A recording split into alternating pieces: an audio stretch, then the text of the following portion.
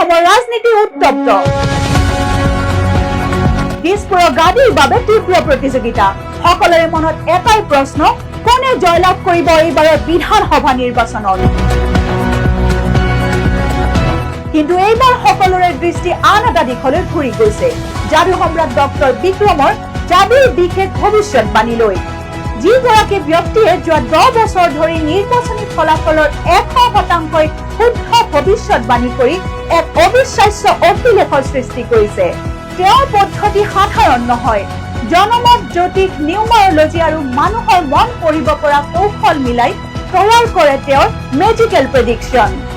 এই ভৱিষ্যৎবাণী এটা তলা লগোৱা বাকচত সংবাদ মাধ্যমৰ জিম্মাত থাকে আৰু খোলা হয় কেৱল নিৰ্বাচনী ফলাফলৰ পাছতহে 2014, 2019, 2021 তিনিটা নিৰ্বাচন আৰু তিনিওটা নিৰ্বাচনৰ ভৱিষ্যৎবাণী 100% সঠিক এইবাৰ 2026 নতুন সমীকৰণ নতুন চেলেঞ্জ এতিয়া প্ৰশ্ন হৈছে এইবাৰে পুনৰ লিখা হ'বনে নতুন ইতিহাস